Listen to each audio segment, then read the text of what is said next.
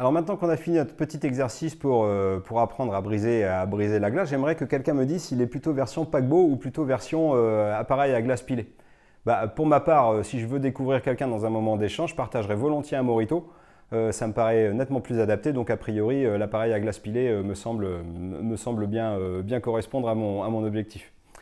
Cette étape clé dans le processus de vente ne nécessite pas de compétences particulières et encore moins de sortir l'artillerie lourde comme on vient de le voir. Il suffira juste d'être sincère et attentif. Et pour pouvoir briser la glace correctement, la toute première étape, c'est l'accueil.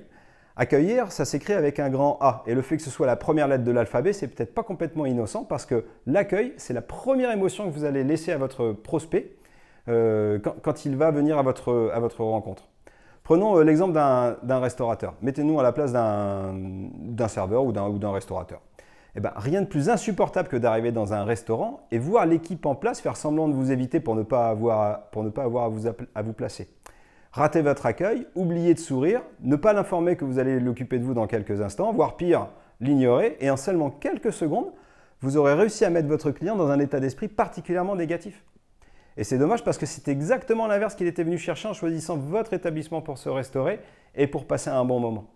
Pas besoin de rappeler qu'on ne va pas au restaurant uniquement pour se nourrir, on y va aussi pour passer un bon moment de partage, se faire accueillir, se faire servir, découvrir des saveurs, des atmosphères, des ambiances, des êtres humains, enfin tout ce que vous voulez, et pour se régaler bien sûr.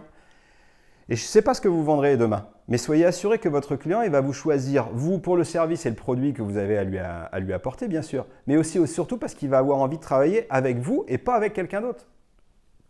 Alors, en ratant votre accueil, et maintenant que vous l'avez mis de mauvaise humeur, vous n'avez plus le droit à l'erreur. Et pourtant, ça peut arriver, et en plus, ça arrivera.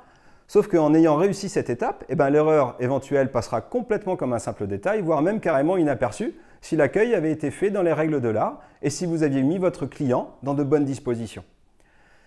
Une fois déçu, attendre sa commande, ce sera de toute façon trop long, même si c'est servi dans un délai correct. Le prix sera de toute façon trop cher, le restaurant de toute façon pas assez bien. Enfin, vous voyez de quoi je parle. Alors maintenant, comment est-ce que je fais pour accueillir mon prospect comme il se doit?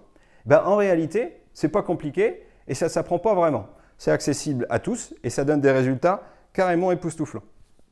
Aucune excuse pour rater cette étape. Accueillir, ça coule de source. C'est la base du commerce et de l'éducation. Dire bonjour avec un grand sourire peut même être suffisant s'il est dit avec sincérité. Pas besoin d'en faire des tonnes, ni d'y passer trop de temps. De toute façon, l'accueil, ce sont les émotions que vous allez laisser à votre visiteur durant les 10 premières secondes qui suivent l'échange du premier regard.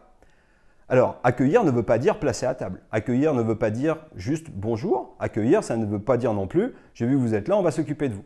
Accueillir, c'est prendre soin de la personne qui vous rend visite. Accueillir, c'est être heureux qu'une personne vous ait choisi, vous, pour passer un bon moment et lui faire ressentir. Accueillir, c'est promettre à votre visiteur qu'il a fait le bon choix et qu'il reviendra sans doute seul ou avec des amis. Votre promesse, c'est qu'il se régale, bien sûr, mais c'est aussi de lui donner envie de revenir et de parler de vous à son entourage.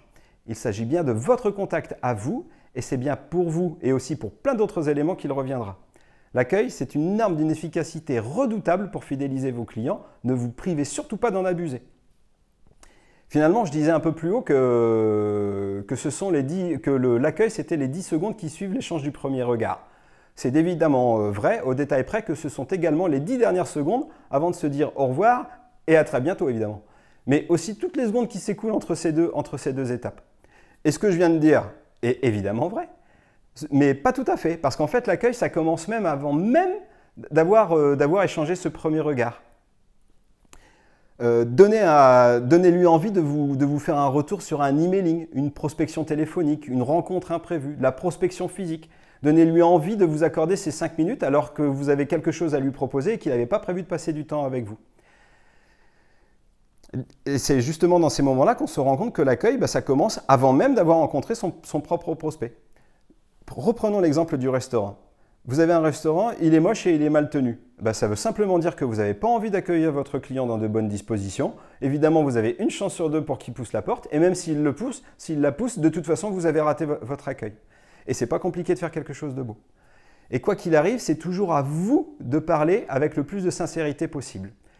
Rien ne sert de sortir le paquebot pour faire un mojito. Il faut que la discussion coule de source. C'est exactement ce que nous avons fait tout à l'heure avec l'exercice précédent. Observez le bureau ou le lieu de votre rencontre avec votre contact. Trouvez les éléments qui permettent de lancer une conversation. Il y en a forcément qui traînent quelque part.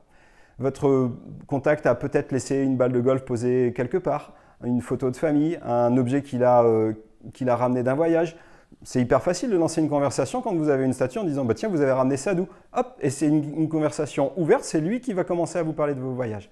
Et en fait, pendant cette étape, il va vous donner lui-même les étapes, lui-même les leviers, pardon, pour qu'il se mette naturellement en confiance. Et on va même aller plus loin. Réussir cette étape d'accueil, c'est réussir cette étape de découverte d'argumentaire, puisqu'encore une fois, plus votre prospect va être en confiance avec vous, plus il vous donnera les leviers pour que vous puissiez adapter votre argumentaire par la suite. Mais ça, ce sera l'objet de notre prochaine rencontre. À bientôt!